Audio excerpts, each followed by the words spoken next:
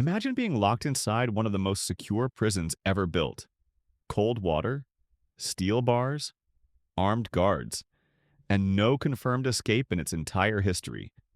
Now imagine walking out anyway and disappearing forever. Before we get into this story, if you enjoy true crime cases that blur the line between fact and legend, hit subscribe.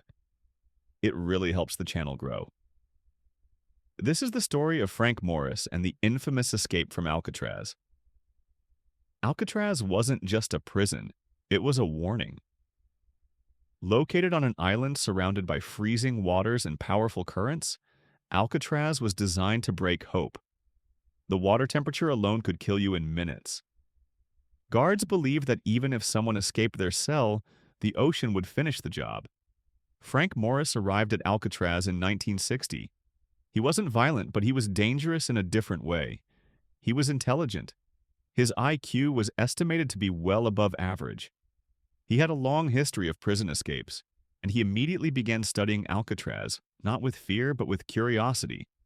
Morris noticed something important. The prison was old. The salt air had slowly weakened parts of the structure, especially the ventilation grates behind the cells. Every night, while guards believed inmates were sleeping, Morris used a stolen spoon to chip away at the concrete. Slowly, quietly, patiently. Over months, he widened the vent enough to crawl through. He wasn't alone. Two brothers, John and Clarence Anglin, joined him. Together, they built one of the most daring escape plans in criminal history. To avoid suspicion during bed checks, they crafted fake heads out of soap, toilet paper, toothpaste, and real human hair, taken from the prison barber. Placed under blankets, the dummies fooled guards into thinking the inmates were asleep. Then came the raft. Using over 50 stolen raincoats, they stitched together an inflatable raft and life vest. Everything was handmade. Everything was hidden. On the night of June 11th, 1962, the plan went into motion. After lights out, Morris and the Anglin brothers slipped through the vent holes, climbed into a maintenance corridor, and reached the prison roof. They inflated the raft, climbed aboard, and vanished into the darkness of San Francisco Bay. By morning, the escape was discovered. Alcatraz went into lockdown. The ocean was searched. The shoreline was scoured. No bodies were found.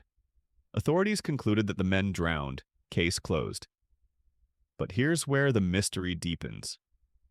Years later, the Anglin family claimed they received postcards from South America. A photo surfaced showing two men resembling the Anglin brothers in Brazil.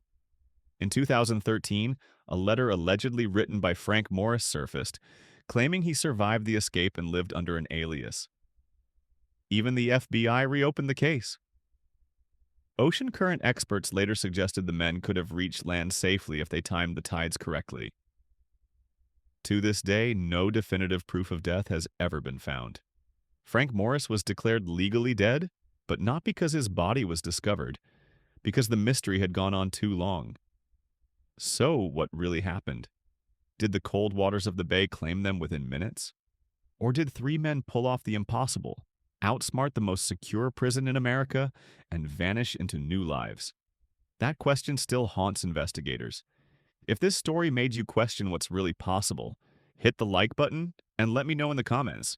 Do you believe Frank Morris survived, or did Alcatraz finally win?